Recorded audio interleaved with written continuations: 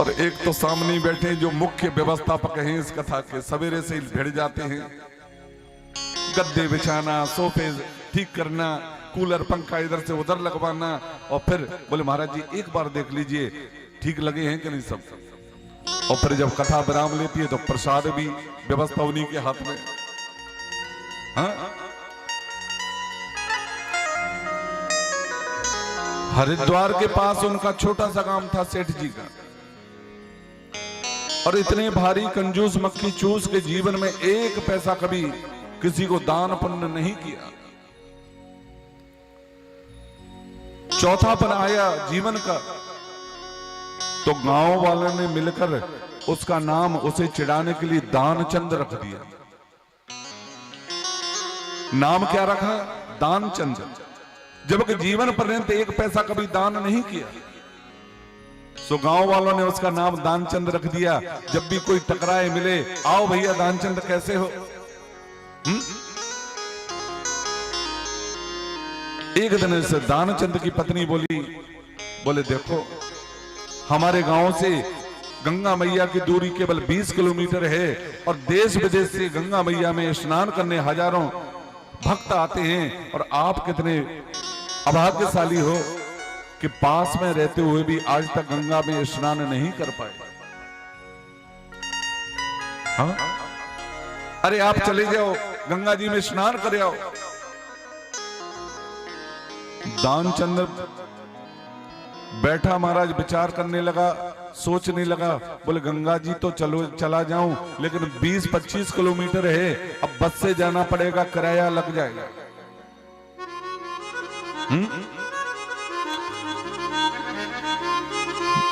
इतना बड़ा कंजूस कि पैदल पैदल ही, बोले रोज रोज पत्नी कहती रहती है, बोले आज पीछा छूट जाएगा, इससे स्नान कर आता हूं, तो पैदल पैदल ही हरिद्वार निकल पड़ा।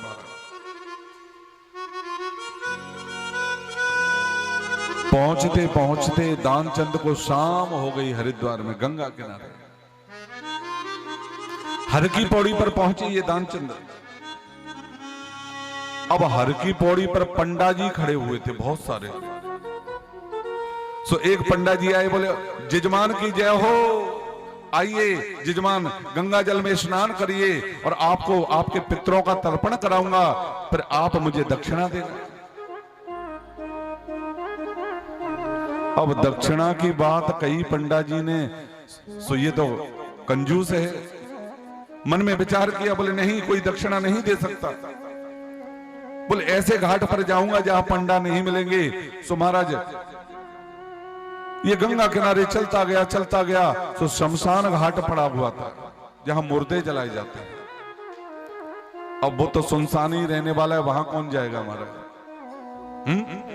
तो शमशान घाट पर पहुंच गई है दानचंद।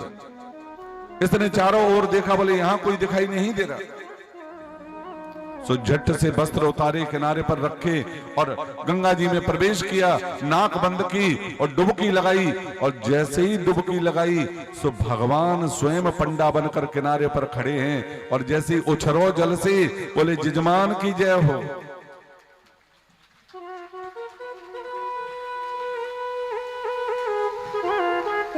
हाँ?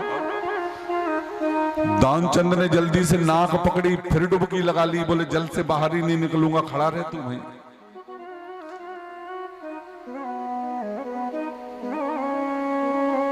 मिनट 2 मिनट सांस रोक के जल के अंदर खड़ा रहा, लेकिन जब सांस टूटने लगी तो बाहर निकला, किनारे पर आया। पंडा जी बोले लाला तूने गंगा जल में स्नान कियो है, अब तुझे मैं तर्पण कराता हूं, तेरे पितरों के निमित्त पिंड दान कराता हूं। न चाहते हुए भी पंडा जी ने इसके हाथ से तर्पण कराए और पिंड दान कराए। मेरे भाई बहन, पंडा जी ने कहा, बोले लाला अब पूजा पाठ कराई जाती है तो बदले में दक्षिणा देनी पड़ती है, और बिना दक्षिणा के पूजा पाठ लगता ही नहीं है। ये भी बड़ा कर्रा भारी कंजूस था। बोले साहब अभी तो मेरे पास कुछ नहीं है देने के लिए, और भगवान स्वयं पंडा बने हुए थे, परीक्षा ले रहे थे भक्त की।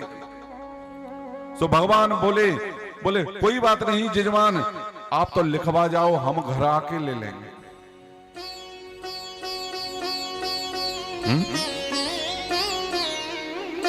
तो बोले लिख लो 11 रुपए। अब 11 रुपए क्यों लिखवाए इसने? बोले 20 रुपए आने का, 20 रुपए जाने का लगता है किराया, 40 रुपए लेने के लिए 40 रुपए खर्च करके और 11 रुपए लेने कोई नहीं आएगा।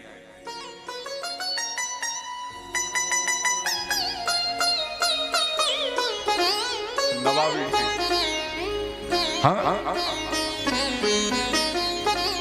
पंडा जी ने झट अपनी बही खाता निकाला, जजमान का नाम लिखा, गांव का नाम लिखा और 11 रुपए दान स्वरूप लिख लिए। बोले ठीक है जजमान, अच्छे से जाना घर, और मैं जब भी चक्कर लगेगा मैं अपनी दक्षिणा लेने आ जाऊंगा।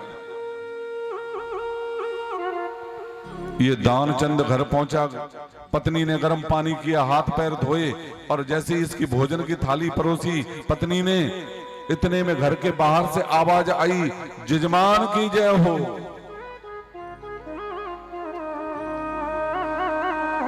हाँ, ये दानचंद पत्नी से बोला, बोले देखो जाओ बाहर देखो, ये आवाज सुनी सुनाई लग रही है, देख के आ रहो कौन है दरवाजे पर। पत्नी आई और ये तो पंडा जी बने खड़े हुए हैं भगवान। पत्नी ने पूछा, बोले महाराज कौन हैं आप? बोले आपके पति कहाँ हैं, दानचंद कहाँ हैं? बोले क्यों? बोले हम हरिद्वार के पंडा हैं, आपके पति को हमने पिंडदान कराया था, तर्पण कराया था, और वो 11 रुपए संकल्प में लिखवा के आए हैं, वो लेने आए हैं। पत्नी घर में आई अंदर, पति देव से कही, बोले क्यों, किसी पंडा जी को 11 रुपए लिखवा के आए थे हरिद्वार? बोले हाँ हाँ। तो बोले वो दक्षिणा लेने आए हैं।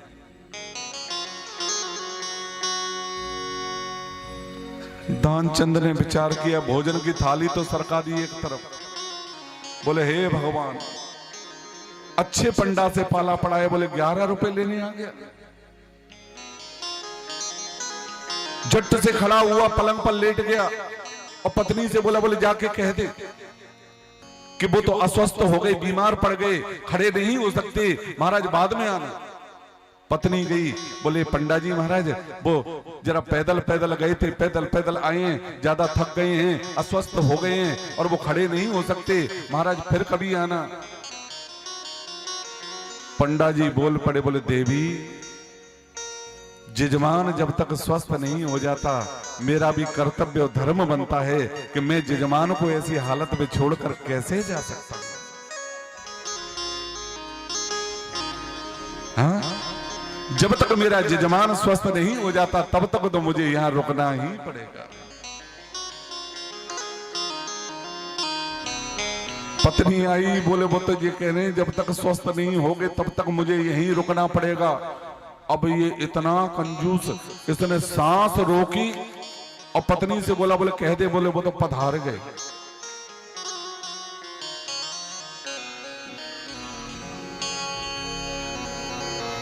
पत्नी कहती, बोले अरे राम राम, 11 रुपए के लिए आप क्या क्या कर रहे हो, दे क्यों नहीं देते? बोले जो कह रहा हूं वही करो। बेचारी पत्नी गई, बोले महाराज, बोले क्या हुआ? बोले अब वो कभी नहीं आपको मिल सकते। बोले क्या हुआ? बोले वो तो ज्यादा बीमार हो गए, सो पधार गए, अब आप जाओ। पंडा जी बोले, बोले हे भगवान, अब जजमान है मेरा, हाँ, और प्रोत होने के नाते इतना तो मेरा कर्तव्य धर्म बनता ही है कि जब तक उसकी अंत्येष्टि न हो जाए तब तक तो मुझे रुकना ही पड़ेगा।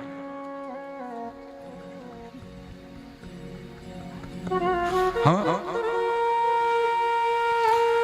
पत्नी अंदर आई, दौड़ लगाई, बोले कह रहे हैं, बोले जब तक अंत्येष्टि नहीं होगी तब तक रुकना पड़ेगा। तो बोले तू झूठ मूठ का जोर जोर से रोना आरंभ कर दे। पत्नी ने झूठ मूठ का रोना आरंभ किया घर के आंगन में, और स्वयं पंडा जी ने अनेक रूप धारण किए और पूरे गांव में प्रत्येक घर में गए और प्रत्येक घर में सूचना देकर आए। बोले दानचंद नहीं रहे, पूरा गांव इकट्ठा हो गया दरवाजे पर। गांव वालों ने लकड़ी लगाई महाराज, उस पर लिटाया दानचंद को। और जब ले जाने लगे तो पत्नी घर के भीतर से रोते बिलखती हुई आई, बोले अरे क्या कर रहे हो, छोड़ो इन्हें, अरे ये मरे नहीं है। सो पंडा जी बोले बेटा, हर पत्नी जो पति जब मरता है तो पत्नी यही कहती है कि ये मरे नहीं है, ये तो जिंदा है, ये तेरा मोह है, मोह। हाँ? 4 गांव वालों ने कंधे पर धारण किया दानचंद को और ले गए शमशान। और पंडा जी भी गांव वालों के पीछे पीछे चले जा रहे हैं शमशान में, और पत्नी पीछे से रोती बिलखती हुई और आवाज लगा रही, अरे छोड़ो इन्हें, अरे नीचे उतारो, ये मरे नहीं है।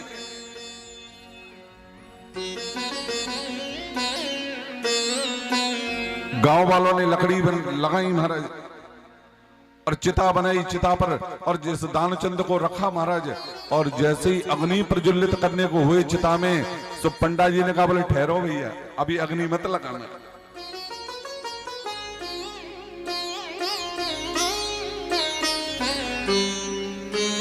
बोले मेरा यजमान है, जरा कान में गुरु मंत्र दे दूं उसको। पंडा जी गए और ये दानचंद चिता पर लेटा हुआ है महाराज, जलने को तैयार है लेकिन 11 रुपए नहीं देना चाहता है। हाँ? भगवान गए धीरे से, बोले दानचंद मैं भगवान हूं, आंख खोल।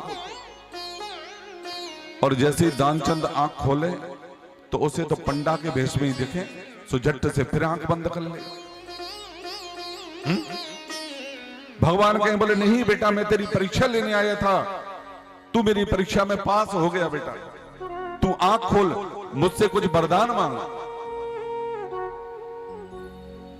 दानचंद ने आंख खोली महाराज, तो अब असली स्वरूप में भगवान ने अपना दर्शन प्रदान किया। हाँ? बोले बेटा वरदान मांग। अब देखो कितना कंजूस आदमी है, ये भगवान से वरदान मांग रहा है। बोले प्रभु देना चाहते हो तो यही वरदान दे दो कि जो 11 रुपए मैंने आपको लिखवा रखे हैं उन्हें माफ कर दो।